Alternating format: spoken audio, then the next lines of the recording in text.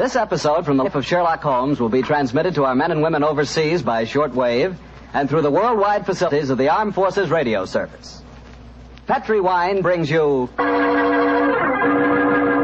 Basil Rathbone and Nigel Bruce in the new adventures of Sherlock Holmes.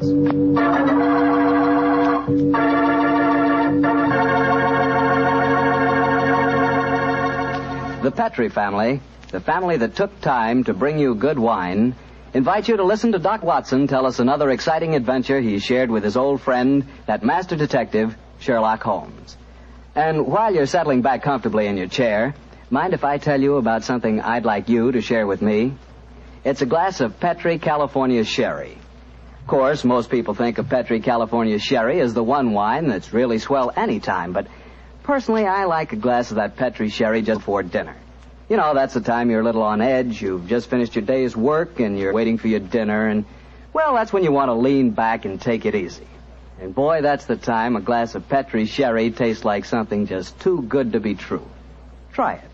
Petri Sherry is the perfect before-dinner wine. And incidentally, if you like your sherry dry, you know, not sweet, then you'll find that Petri Pale Rye Sherry is just made for you. The important thing is the Petri label, because when it says Petri, it always means good wine.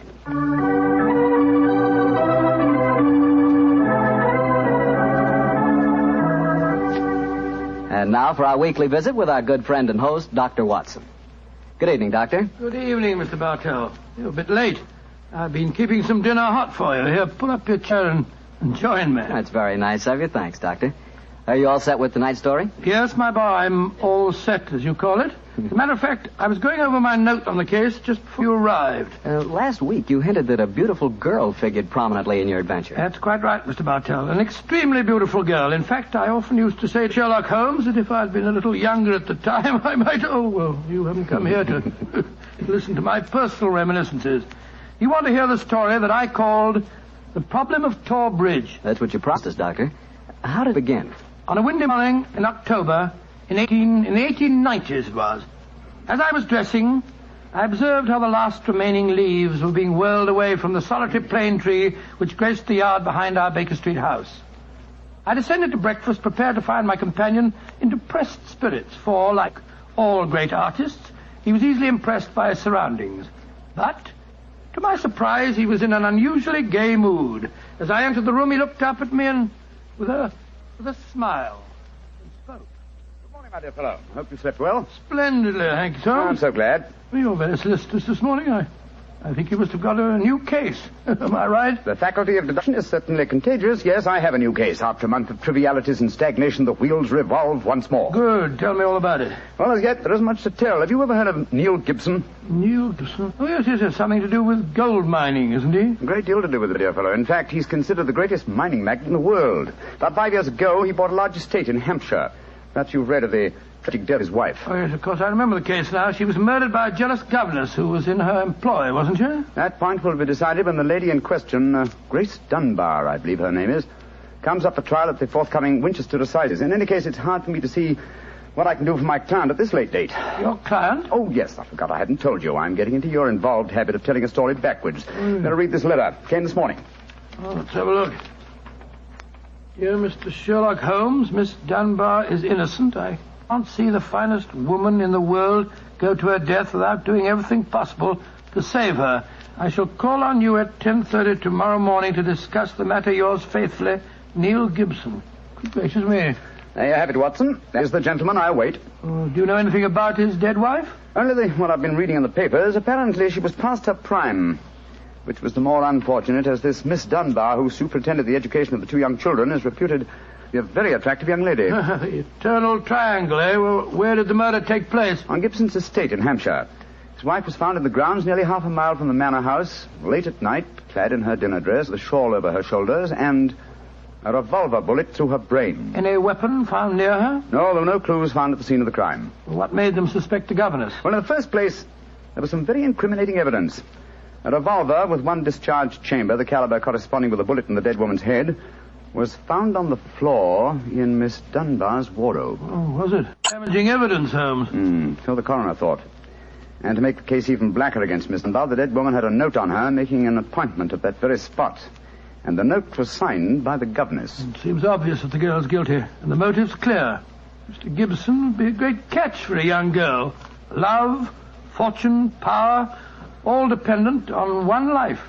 Possibly, Watson, but circumstantial evidence can be very misleading at times.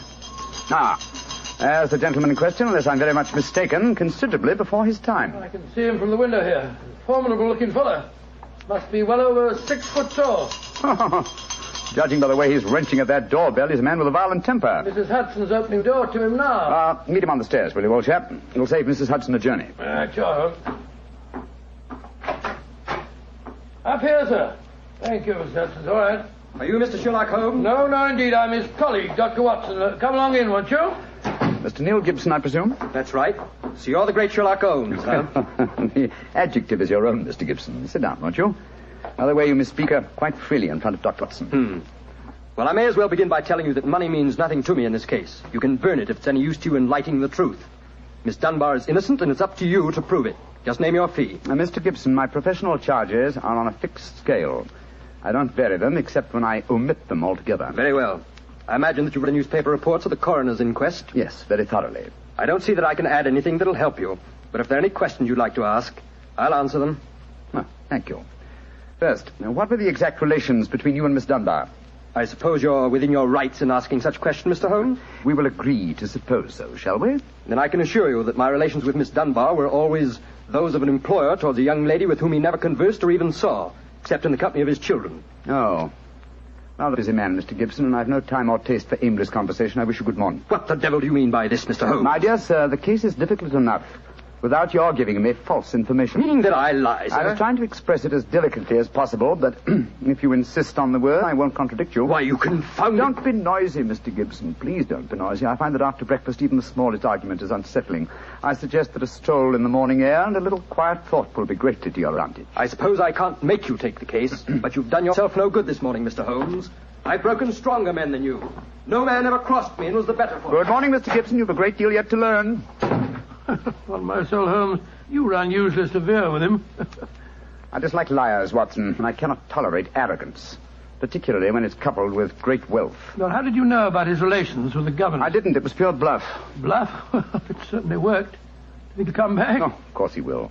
He needs my help too badly. He'll probably change his mind before he's halfway down the stairs. Come in. Mr. Gibson. Just saying to Dr. Watson that I was certain you'd be back. I've been thinking it over, Mr. Holmes, and I feel that perhaps I was hasty in taking your remarks amiss. Just the same, I can assure you that the relations between Miss Dunbar and me really don't affect this case. Surely that is for me to decide, Mr. Gibson. You see, Mr. Gibson, my friend is like a doctor. He wants every symptom before he can give his diagnosis. Fire away, Mr. Holmes. What is it you want to know? The truth. I can give it to you in very few words. To begin with, I met my wife when I was gold mining in Brazil. Your wife was Brazilian by birth, wasn't she, sir? Yes, Doctor, and very beautiful. Well, to make a long story short, I fell in love and married her and brought her to England. After a few years, I realized that we had nothing, absolutely nothing in common. And then I suppose this young governess, Miss Dunbar, arrived on the scene. That's right, Mr. Holmes. Well, the story should be obvious to you from there. You, fell in love with this girl, I suppose, sir? Who could help? Did you suggest marriage to her? Yes, though I knew that my wife would never divorce me. I see. Then you made an utterly insincere proposition to her. Now, look here, Mr. Holmes. I came to you on a question of evidence, not of morals. I'm not asking for your criticism. It's only the young lady's sake that forces me to touch your case at all. Now, tell me, sir, what is your own opinion as to Miss Dunbar's guilt? It's very black against her. I can't deny that. One explanation of the tragedy did come into my head, Mr. Holmes. I give it to you for what it's worth. Pray continue, Mr. Gibson. My wife was bitterly jealous. She was half crazy with hatred. She might have planned to murder Miss Dunbar, or we'll say to threaten the girl with a revolver and so frighten her into leaving us. There might have been a struggle in which the gun exploded and gone off and shot my wife, who was holding it. Well, that possibility already occurred to me. It's the only obvious alternative to deliberate murder. The revolver, Holmes, was found on the floor of the governess's wardrobe. Mr. Gibson, I should like to examine your house and the scene of the murder as soon as possible. Certainly, Mr. Holmes. Sergeant Coventry of the local police is still down there. He'll give you any help you may need. Excellent. Watson, old fellow, mark for the timetable. We're catching the next fast train to Winchester.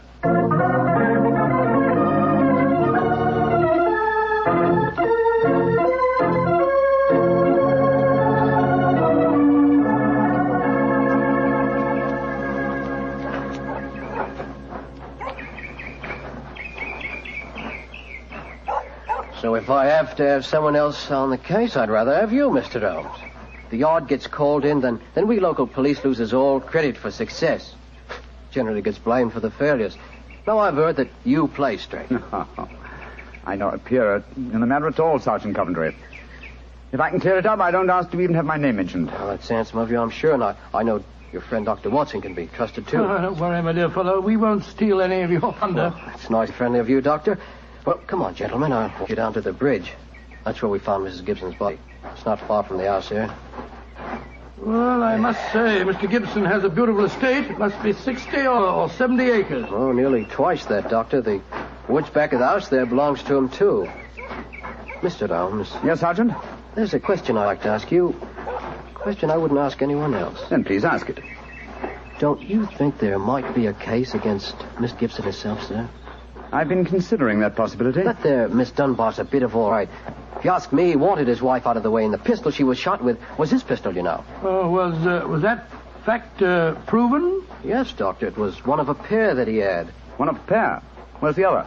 Well, Mr. Gibson has a lot of firearms. We never quite matched that particular pistol, but the box was made for two. Well, if it was one of a pair, surely you'd be able to match it. Well, we have them all laid out at the house if you want to look them over. And we'll do that later. This, I presume, is Thor Bridge. That's right, sir. Found Mrs. Gibson's body lying right here at the approach to the bridge. I see. I gathered from the newspaper reports that the shot was fired at very close quarters. Yes, sir, very close. Near the right temple, wasn't it? Just behind it, sir. How did the body lie, Sergeant? Oh, on its back, Doctor. No trace of a struggle, no marks, no weapon. The note from Miss Dunbar was clutched in left hand. Clutch, you say? Yes, sir. We could hardly open the fingers to get at it. That's of greatest importance. It excludes the idea that anyone could have placed the note there after death in order to furnish a false clue. What did the note say, Sergeant? Little, Doctor. It just said, I will be at Thor Bridge at 9 o'clock, and it was signed Grace Dunbar. Did Miss Dunbar admit writing it? Oh, yes, sir. What was her explanation? She wouldn't say nothing. Said she was saying her defense for the trial. Yes, it seems odd that Mrs. Gibson was still clutching that note. Seems perfectly natural to me. Oh, come now, old fellow. Argue the thing out logically. The letter is genuine. It was certainly received sometime before the tragedy, say an hour ago. Why then was the dead woman still clasping it in her left hand? Why should she carry it so carefully? She certainly didn't need to refer to the note at all at the interview. Doesn't it strike you as rather strange? Well, now you put it that way, it does seem a little peculiar. Hello. Did you notice this, Sergeant? Oh, you mean that chip out of that stone on the underside of the parapet of the bridge, sir? Yes, I noticed it. Didn't think nothing of it, though. It's a very large chip. Yes, but it's been done recently. Notice how the stonework is white just here. It took some violence to do that. Hand me your cane, Watson, will you? Here you are, sir. Thanks. Yes. It's a hard knock. And in a curious place, too. But it's 15 feet from where we found the body, Mr. Dow. Yes, Holmes, I don't see how it could have any connection with Mrs. Gibson's murder. Possibly it hasn't. But it's a point worth noting. There were no footprints, you say, Sergeant? And, Mr. Holmes, the ground was as hard as iron. It's been a very dry summer, and we haven't had any rain to speak Yes, of this. pity. Well, Sergeant, I'm much obliged to you, and now I think we'll get back to the house. Right. Cesar will show you where the firearms are, sir. Oh, who is Cesar? Oh, funny kind of a bloke. Brazilian he is. Brazilian, eh? Like Mrs. Gibson? Yes, Mr. Holmes. It's from the same town that she does, as a matter of fact. Something very fishy about him, if you ask me. Now, if you'll excuse me, gentlemen, I'm going to take a little stroll around the grounds. You started me on a new train of thought in this case, Mr. Holmes. Oh, I'm delighted, Sergeant. I'll get back to the house.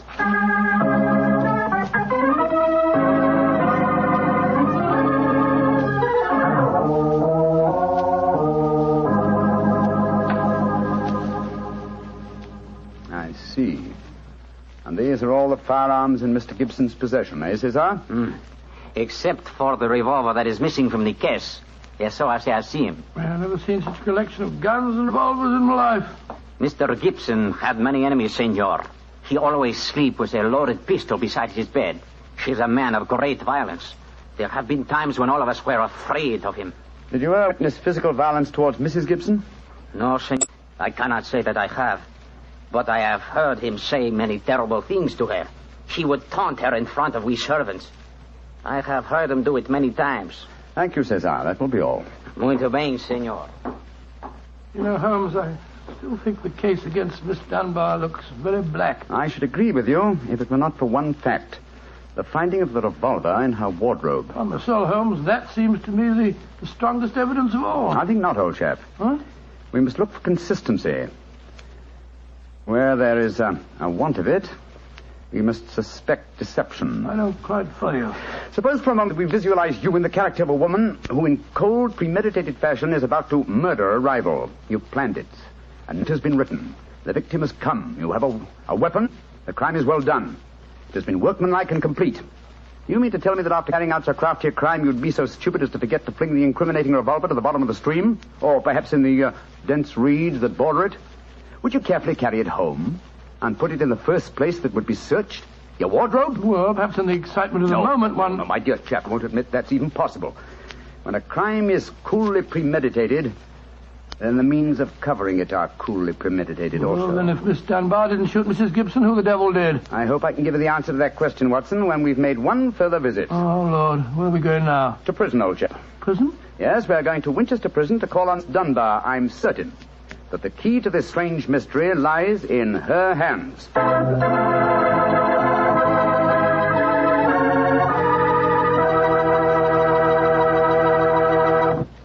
You'll hear the rest of Dr. Watson's story in just a few seconds. Just time enough for me to remind you that the easiest way to make good food taste better is to serve that good food with a good Petri wine. If you like a red wine, well, you want a Petri California Burgundy. If you'd rather have a white wine, then you want a Petri California Sauterne.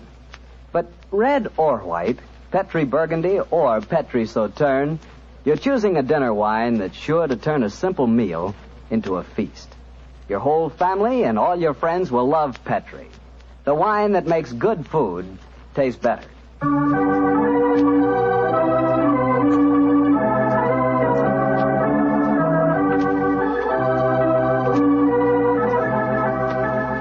And now back to Dr. Watson and tonight's Sherlock Holmes adventure, The Problem of Thor Bridge. Well, Doctor, did you go to Winchester Prison and see Miss Dunbar? We did, Mr. Bartell. An hour later, found the two of us sitting in a dank and gloomy cell, talking to one of the most beautiful girls that I've ever seen. Her bright, flashing eyes and her air of quiet confidence seemed sadly out of place in such a setting. Holmes spoke to her quietly, soothingly. Dunbar, tell us of your true relations with the dead woman. She hated me, Mr. Holmes. She hated me with all the passion of her distorted mind. Please tell us exactly what happened on the evening of Mrs. Gibson's death. Well, I received a note from her in the morning. A note imploring me to meet her at the bridge after dinner that night. She said she had something important to say to me. Did you keep that note, Miss Dunbar? No, Doctor. She asked me to destroy the note, so I burned it in the schoolroom grate. I saw no reason for such secrecy, but, well, I did as she asked. And yet she kept your reply very carefully. It's interesting. Tell me what happened when you met her that night. When I reached the bridge, she was waiting for me. I won't tell you what she said, but she poured out her whole wild fury in burning, horrible words. I didn't answer. I couldn't. It was dreadful even to look at her. She was like an insane woman, standing there screaming disgusting insults at me. I put my hands to my ears and rushed away. Well, where was she standing when you left her? Within a few yards of the spot where her body was found later. And yet, presuming she met her death shortly after you left her, you heard no shot. No, I heard nothing. But I was so upset, Mr. Holmes, that I rushed straight back to my room. Did you leave it again that night? Yes. When the alarm came that Mrs. Gibson was dead, I ran out with the others. Did you see Mr. Gibson? Yes, Doctor. He had just returned from the bridge when I saw him. He had sent for the doctor and the police. This pistol that you found in your room, have you ever seen it before? Never, Mr. Holmes, I swear it. When was it found, Miss Dunbar? Next morning, when the police did their search. It was on the floor of my wardrobe where I keep my shoes. You had no idea how long it had been there? Well, it hadn't been there the morning before. How do you know?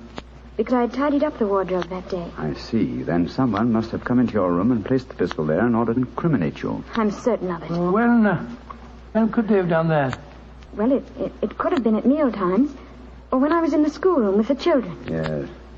Miss Dunbar, on examining the scene of Mrs. Gibson's death, I noticed that a piece of stonework on the underside of the parapet of the bridge had been broken away. Can you suggest any possible explanation for that? Oh, surely it must have been a mere coincidence, Miss Holmes. Possibly. But why should it appear at the very time of the tragedy and at the very place? Could it possibly be that... Why, yes, of course. Idiot. Why didn't I think of it before? Come along, Watson. Where are we going, Holmes? Back to Thor Bridge, old fellow. As fast as we can get there. What have you found out, Mr. Holmes? The answer to this mystery, I hope, my dear young lady. You will get news before the day is out. And meanwhile, take my assurance the clouds are lifting and that the light of truth is breaking through.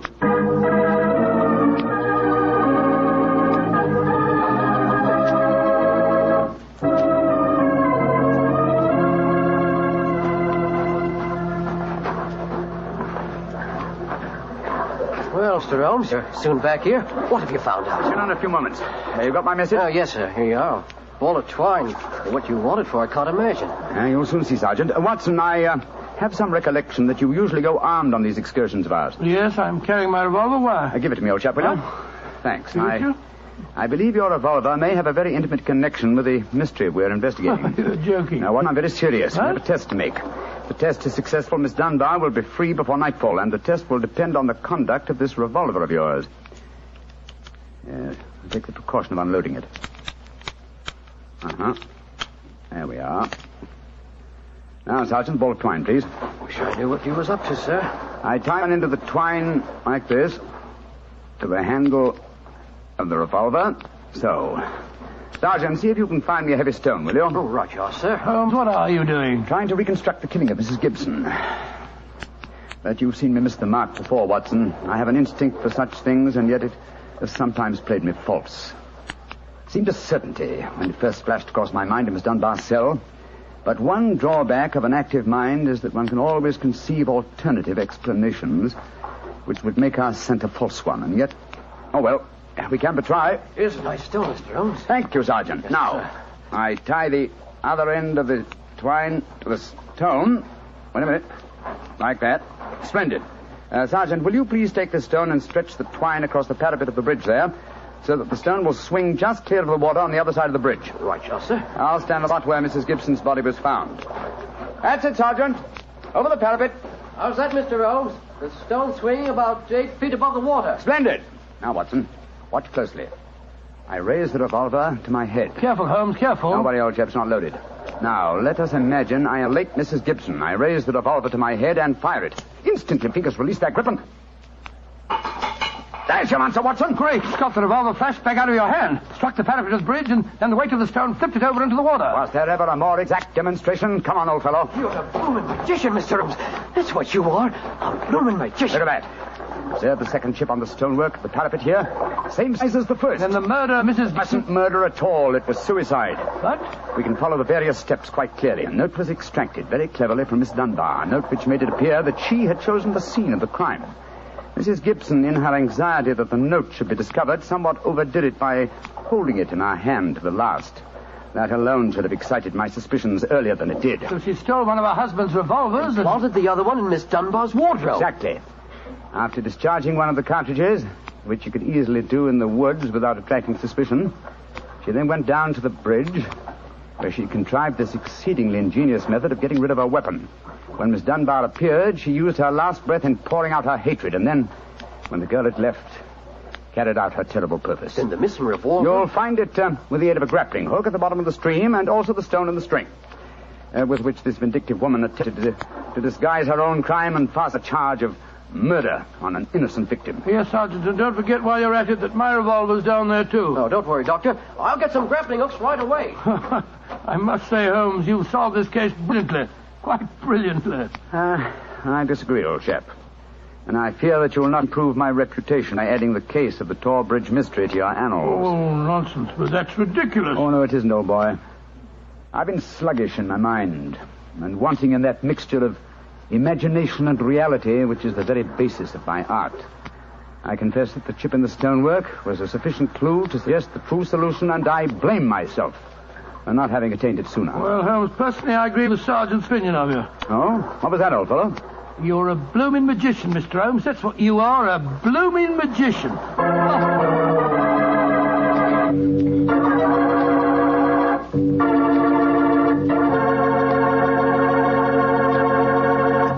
Well, Doctor, Holmes really was a magician. That is, if you did find Mrs. Gibson's revolver and your own in the string. Oh, we found them all right.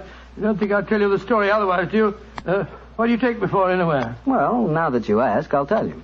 I take you for a very charming gentleman, a wonderful storyteller, and a fine host. Oh, that's very nice. Really, Well, you are a gentleman of the old school. Oh, And you do tell a fine story.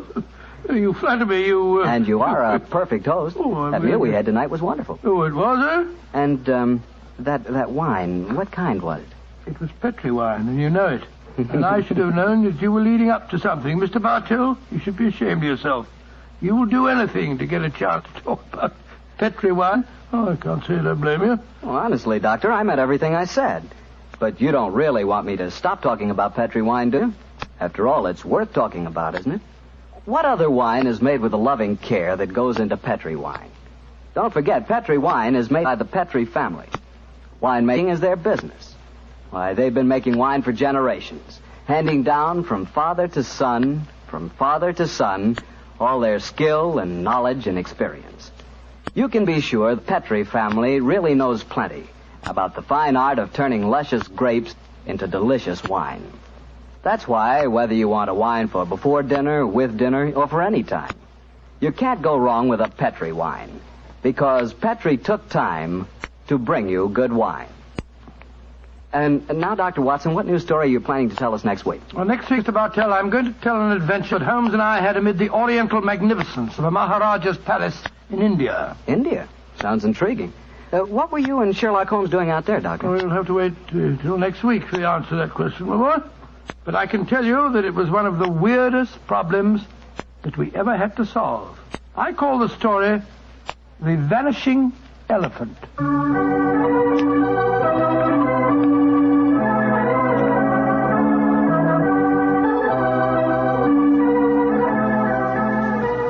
Tonight's Sherlock Holmes adventure is written by Dennis Green and Anthony Boucher and is adapted from the Sir Arthur Conan Doyle story, The Problem of Thor Bridge.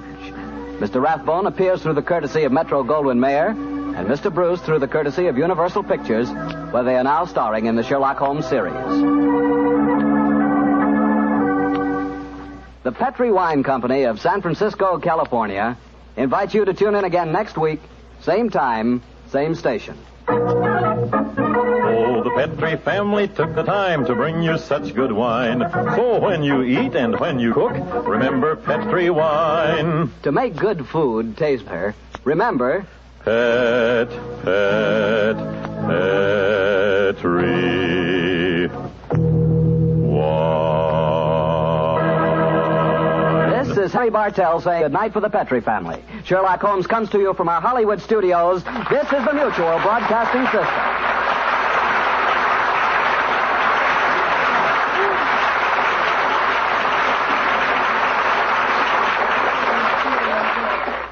Petri Wine brings you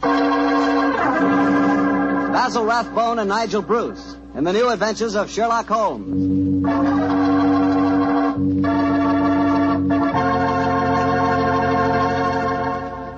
The Petri family, the family that took time to bring you good wine, invites you to listen to Dr. Watson tell about an exciting adventure he shared with his old friend, that master detective, Sherlock Holmes. And I've got something to talk about, too. Now that the poultry shortage is over and you can get chicken again, you ought to treat yourself to the best meal in the world. Fried chicken, Southern style, accompanied by a chill glass of Petri California Sauterne. Me, oh my, is that something. You know, Petri Sauterne is a wonderful mealtime wine. It's a white wine, the color of pale, pale gold. And Petri Sauterne is delicate in flavor, sort of subtle and kind of intriguing. Well, just wait till you taste it. You'll really love it with that fried chicken. Oh, and I'll tell you something else. It's wonderful with fish. If you haven't tried fish or any kind of seafood, together with Petri Sauterne, well, I hate to say this, but you don't know, folks. You just don't know. So how about finding out? Just pick up a bottle of Petri Sauterne on your way home tomorrow. It's a Petri wine, so you know it's good.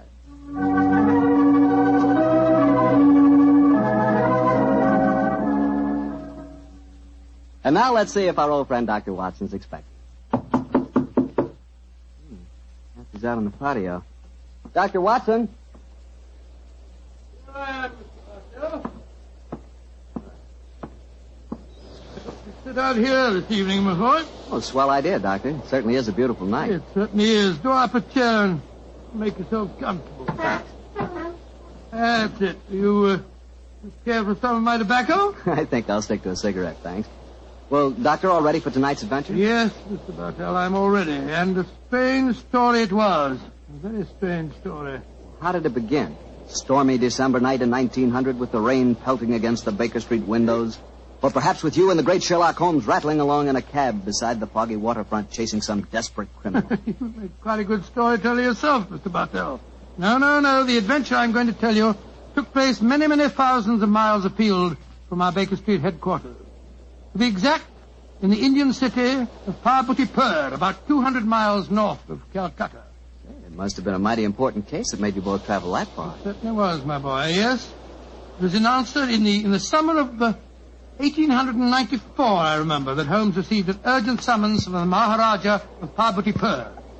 After 5 weeks at sea, we reached Calcutta, and a few days later found ourselves on the veranda of our hotel in Parapet. As we sat there talking to the Maharaja's brother, Rabat Singh, we could hear the faint throb of native drums and the haunting wail of an Indian lute coming from the bazaar.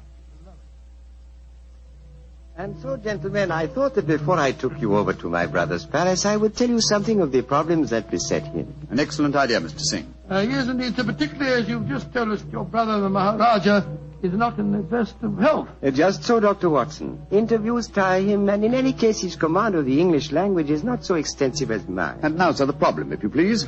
As to the exact problem, Mr. Holmes, I am not completely informed. My dear brother has not seen fit to confide his entire troubles, even to me. In fact, until your arrival yesterday, I did not even know that you had been sent for. But I can tell you that his worries are centered on the safety of the white elephant of Parbutipur. White elephant? Excuse me. But possibly you are not aware that white elephants actually do exist. Oh, yes, though I understand that they're extremely rare. Oh, extremely, Mr. Am I right in thinking that in the East a white elephant is considered sacred? Quite right. Pray continue, sir. Well, in 1750, the first white elephant was presented to my great-great-grandfather, and with it came a legend. The legend that the Maharaja's rule would be happy, healthy, and successful only as long as the elephant flourished. If the animal were to die, then the reign would come to an end, and the Maharaja was doomed to a sudden death. Mr. Singh, who was responsible for the origin of this legend? Oh, a good and wise man who traveled from the mountains beyond Nepal. He it was who brought the first elephant to my great-great-grandfather. And how has the legend worked out in actual practice, sir? Its prophecies have come frighteningly true, Dr. Watson. Oh? The first elephant was killed by his mahout, his own keeper, after my illustrious ancestor had dismissed the man for incompetent. A week later, my great-great-grandfather was himself killed in a native uprising. And so it has gone on, gentlemen, since then. Amazing, amazing. When the elephants have died, and they have always died, the Maharaja of Vaputipur has died a violent death soon after. And as each new Maharaja has succeeded to the title, the wise man from the beyond the mountains has appeared, and with him, a new sacred white elephant. He last appeared 4 years ago when my brother inherited the title. But it can't still be the same man, sir. Why not, Doctor? Well, I mean to say, that'd make him a couple of 100 years old. A trifle less, I fancy, Doctor. Really, my dear sir, it seems to me your story's the wrong way round. Men don't live to such an age, whereas elephants are noted for their length of life. That's true, Watson, but apparently not the sacred white ones of Parbutipur. Mr. Singh, in the event that your brother's death, who would become the Maharaja? I should, Mr. Holmes. Oh, I can see what you are thinking, sir. The next in line to succeed to the title would have an excellent motive for wishing the animal dead. Well, the logic is inescapable, but the thought had no personal implications, I assure you. Well, I'm very anxious to see this fabulous animal. The sacred white elephant is never seen except at the yearly festival that celebrates another anniversary of the Maharaja's rule. So the animal is only seen once a year, eh? Yes, Mr. Holmes. And when is the next anniversary, may I ask? In 2 weeks' time. Oh, our arrival seems to have coincided very nicely with the ceremony. Yes, Watson, a fact that I'm sure is not coincidental. Well, Mr. Singh, I'm very glad that you told us the legend of the sacred white elephant, and now I suggest that you take us to the palace. I'm most anxious to make the Maharaja's acquaintance.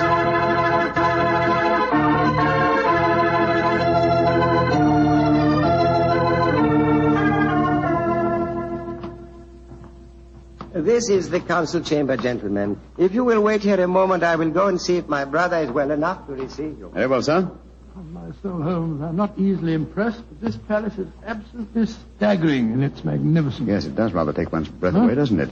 It does. This floor is of the finest marble, and unless I'm much mistaken, that magnificent rug is a genuine Baccara. Yes, by Jove, it is.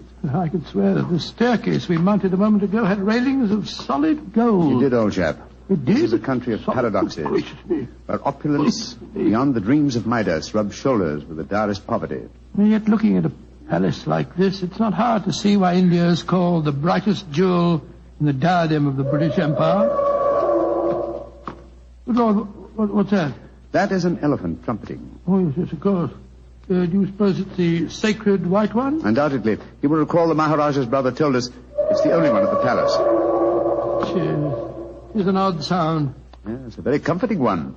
The animal seems to be in the best of health. Who waits in the Maharaja's council Good gracious room? me, you gave me a start. I didn't hear you come in. My friend and I are waiting for an audience with His Highness. No one can hold audience with the Maharaja. Please to leave. Now, look here, my good fellow. Watson, please to leave. Watson. What?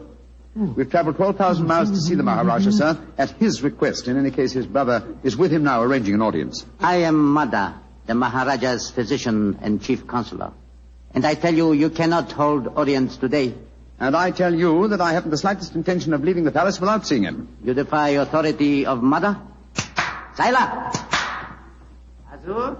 Sahib Loke, lay out. Now, I warn you that if I have any... Oh, I'm glad you're back, Mr. Singh. This fellow told us that we couldn't see your brother. And furthermore, he seems to labor under the misapprehension that he can have us thrown bodily out of the palace. Mother, you do not understand. These are the gentlemen my brother wishes to see. From England he has sent for them. It was against my counsel they were summoned. No good will come of this. Follow me, gentlemen. My brother, the Maharaja, will see you now. But please do not stay with him too long. He is far from well.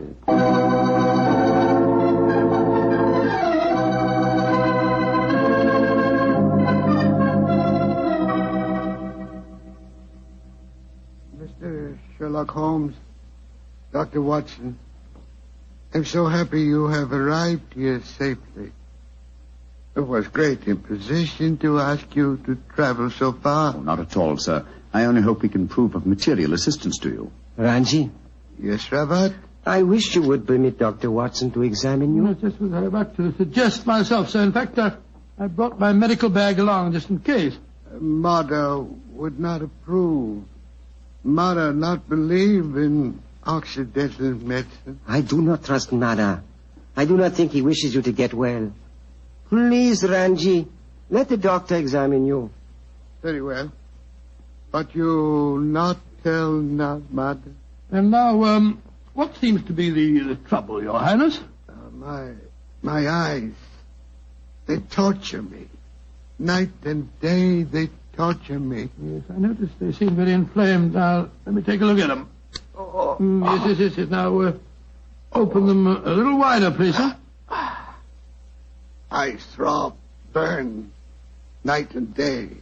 Night, day, burn. The color is distinctly reddened. However, this isn't anything very, very serious, sir. What you're suffering from is a case of what we call conjunctivitis.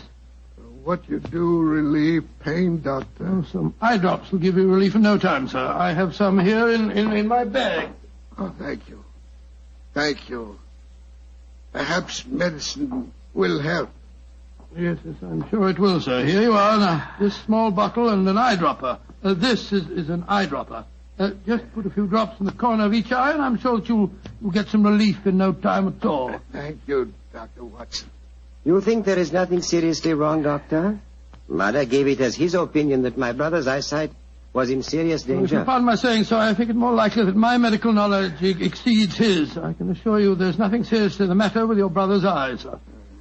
I'm happy you say so. Now you will please excuse me while I take medication and rest a little. We discuss my problems later. Quarters already prepared for you in palace. You do not mind, Mr. Holmes? Not at all, sir, though in the interim I should like to employ my time to the full by inspecting your sacred white elephant. No, No, that I cannot allow. I must talk to you first. I think, sir, you will do well to give me permission to see the animal. I already have my suspicions as to your reason for bringing me here, and it will be best if I'm completely informed when we have our discussion. Very well. Can do no harm. Here. Take ring. Show ring to Sucro. He's keeper of animal. Sucro will let you into elephant house when he see ring. Thank you, sir. And please rest comfortably. I'm sure that your worries are nearly at an end. Come on, Watson.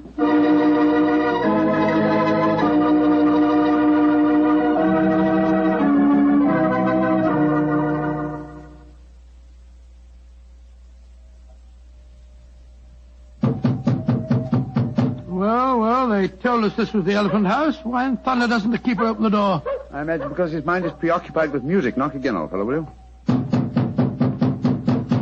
Uh-huh. He heard us that time. Yeah, about time. He must have been knocking here for 5 or 6 minutes.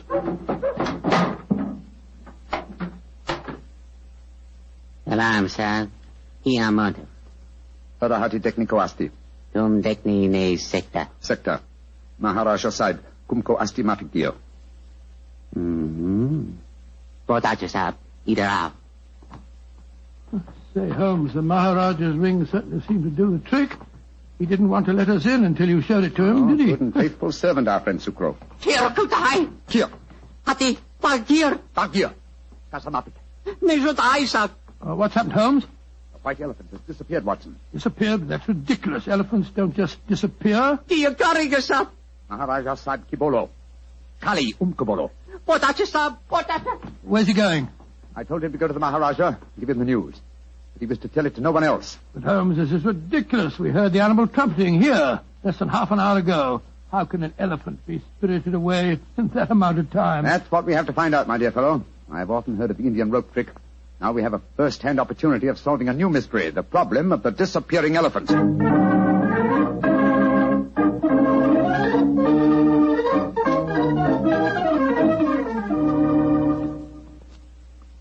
Holmes, this is farcical. We spent half an hour searching this elephant house. After all, an elephant isn't exactly insignificant. I doubt if you're going to find it under those boards in the corner over there. True, Watson, but nonetheless, there are interesting clues to be observed. Clues? What clues? Come over here, old chap. Bloodstains.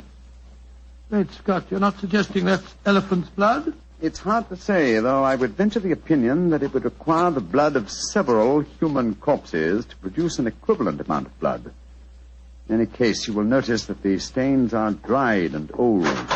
Hello? That must be the elephant keeper back from the palace. Dr. Watson, his mother, the Maharaja's physician. Mr. Holmes, Dr. Watson, at once you must come back to the palace. What's wrong, sir? It is the Maharaja. Death has come to him. Dead? Great heavens. Exactly what happened? Sucro, keeper of the elephant, came to the Maharaja.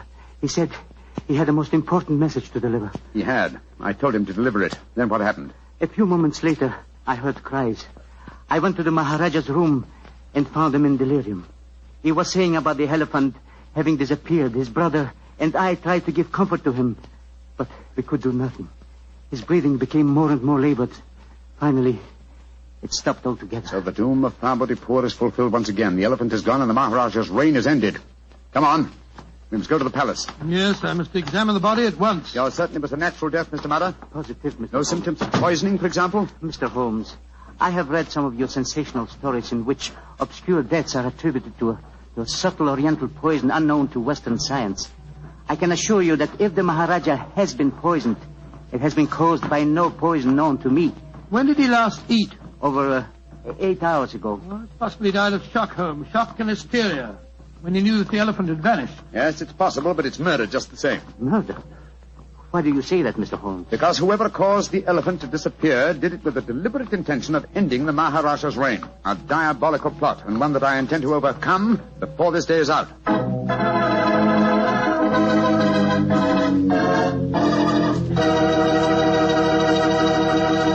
Dr. Watson's story will continue in just a second, so all I'm going to say is, if you like a swell red wine with your dinner, well, then you should know about Petri California Burgundy. Petri Burgundy is a rich, hearty red wine. It's Just wonderful with hamburger and beef stew and pot roast and chops and just about any meat or meat dish you can think of. And, of course, if you can get hold of a steak or a prime rib, well, then you've just got to serve that with Petri Burgundy. Petri Burgundy is a swell mealtime wine. The best friend a good meal ever had. No kidding.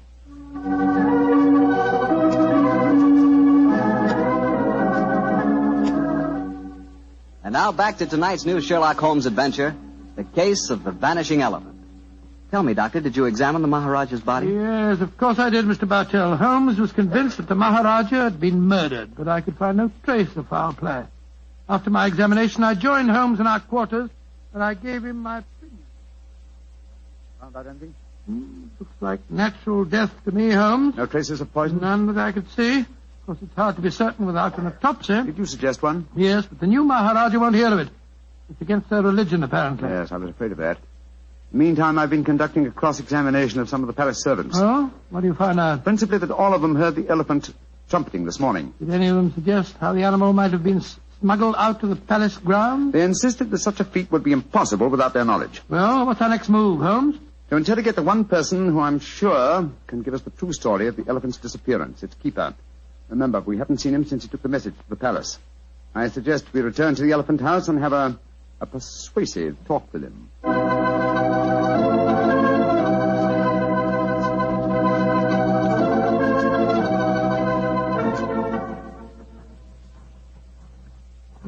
This must be the house. The only one that's near the elephant pen. Ramshackle-looking place, isn't it? Extremely. Sucro! Sucro! Don't tell me that he's vanished, too. This is beginning to get on my nerves. Oh, no. Sucro! I think under the circumstances, we'll take the liberty of entering. Sucro! Look, Holmes. Look on the floor. We're too late. Good Lord. What a horrible sight. His throat's been cut. Obviously another murder. He knew the secret of the vanishing elephant. Let's have a look around. Sucro was quite a musician. Look at this weird assortment of instruments. Native lute. Well, we heard him playing that today as we approached the elephant house. What's this? It looks like a sort of giant megaphone. A musical instrument of some kind. Observe the mouthpiece here. Let's see what kind of noise it makes. Great Scott. The instrument sounds exactly like an elephant trumpeting. Of course. Come, Scarrow, why didn't I think of this before? Come on, Watson, back to the palace as fast as your legs can carry you. The mystery is solved.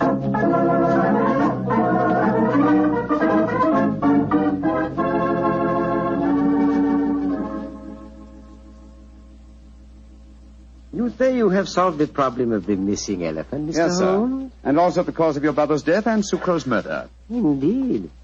That is very important news. Won't you both sit down, please? Thank you, sir. Thank you. Please proceed, Mr. Holmes. Thank you. First, the elephant did not vanish today. The beast must have died a natural death months ago.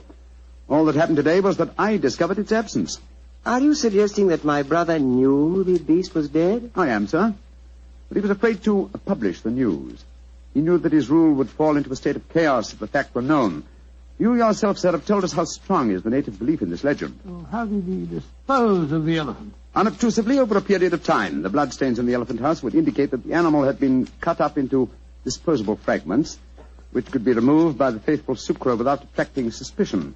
All this time, though, the elephant horn was blown at suitable intervals to indicate that the sacred animal was still alive. But if the Maharaja knew the beast was dead, why did he die of shock when he received the news? I think the answer to that question, Dr. Watson, would be that my brother died of shame when he knew that his imposture had been discovered. Little far-fetched, sir, if you don't mind my saying so. Now, I'm certain the reason your brother brought me to your country was to reveal that imposture to me. He knew the day was coming soon when he must show the elephant to his people. The festival would have been held in 2 weeks' time, I think you told us, sir. I imagine that he wanted me to devise a method of smuggling a new white elephant into the palace grounds before that time. Tell me, Mr. Sherlock Holmes, why did my brother die today? Because he was murdered. Just as Sucro was murdered later. Murdered? How? Oh, very ingeniously. By poison, but not, as you might expect, by any subtle Eastern poison. No, one of the most recent of Western poisons was used. A poison unknown to Oriental science. Delirium, followed by a strangulated breathing, is highly typical of the newly discovered poison hyoscyamine. He hadn't eaten for 8 hours. True, Watson, but you see, this hyoscyamine was administered through an eyedropper. Good heavens. The poison penetrates with unusual ease through the membranes of the eyes, if you will recall. Yes, you're right, by Joe, it does. It must have been that physician fellow, Mardo, whatever his name is. No, my dear chap. This has been a case of confusions. Let's do a little clear thinking now, shall we? You see, we were deceived by the apparent sequence of events. We discovered the elephant missing and thought that fact had caused the Maharaja's death. Whereas his murder was quite a separate matter. The poison must have been placed in the eye drops while we were in the elephant house. Precisely, dear chap. And when the murderer saw how the problem of the missing elephant confused us, he killed its unfortunate keeper to prevent us from learning the truth. Yes, you're strangely silent, Mr. Singh. Am I, Mr. Holmes? I am fascinated by your flow of unassailable logic. Of course, you realize that I am now the Maharaja, the King of Kings, an absolute ruler with all power, including that of the police. Do you care to denounce the murderer to me? Oh, come, sir. I think it's time the buttons came off our foils. I'm well aware that you studied medicine at the University of Edinburgh. You have the motive, the opportunity, and the knowledge to kill your brother. The murder of Sucro was probably performed by an underling. Great Scott, what a shocking... You are a clever man, Mr. Holmes. A very clever man. Clever enough to realize that an absolute ruler, a ruler with all powers, including that of the police, is not apt to denounce himself. Again, your logic is unassailable. Goodbye, gentlemen. I trust your voyage home will be a pleasant one. I warn you, sir, that I shall make a full report of my findings in this case to the British Commissioner for this state. Why should he prove more effectual than the great Sherlock Holmes? Goodbye, gentlemen, and bon voyage. Filthy murderer. Makes my blood boil to think that he can't be brought to justice. He can, and he will be. The civilized laws of the Occident cannot be enforced here, then we must fight him with his own weapons. What do you mean, Holmes? That we have a farewell talk with Mr. Madder, the dead Maharaja's physician, friend, and counselor.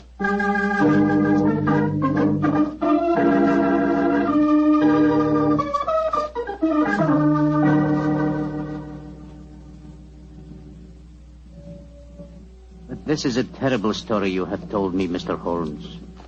My beloved ruler murdered by his own brother, and yet he cannot be made to account for his crimes. He can be, sir, if you will help Mr. Holmes. Of course I will. What can I do? Try and obtain the eye drops before they're destroyed, will you? Have them analyzed by a Western scientist and forward the reports to me in London. I'll take the necessary action. I will try to do that, Mr. Holmes. But if I fail, there is one other way I can avenge my master's death. In a few weeks, the new Maharaja will be enthroned. Ah, I understand you, sir. The wise man from beyond the mountains of Nepal will bring a new white elephant. Perhaps an elephant that will not live very long. You understand me perfectly, Mr. Holmes. I can promise you that the elephant will die in a very short time. And with it, the new Maharaja, my master, shall be avenged.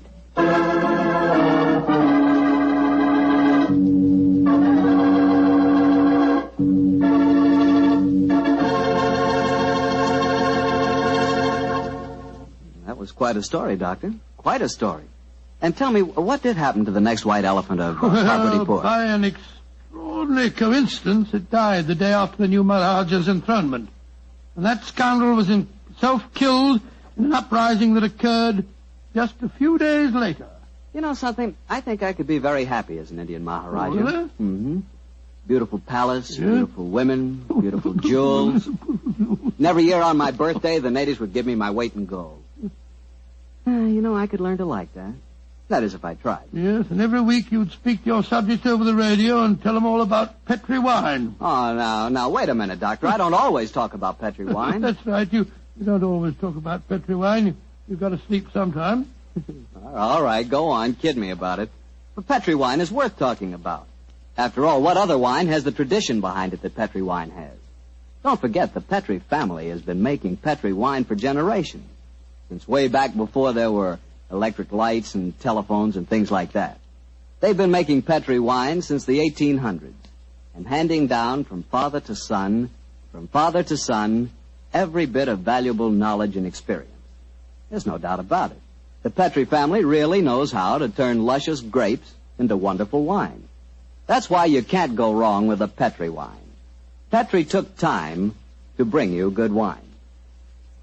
Well, Doctor, how's about giving us a clue to next week's story? Now, next week, Mr. Bartell, I'm going to tell you an adventure in which I'm afraid I didn't exactly cover myself with glory, shall we say. But I think you'll find the story an exciting one, my boy, because it's composed of equal parts of romance, of international intrigue, and of sudden death.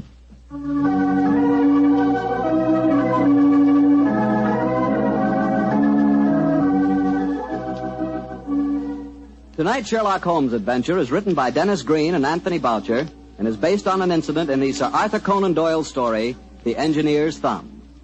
Mr. Rathbone appears through the courtesy of Metro-Goldwyn-Mayer and Mr. Bruce through the courtesy of Universal Pictures, where they are now starring in the Sherlock Holmes series.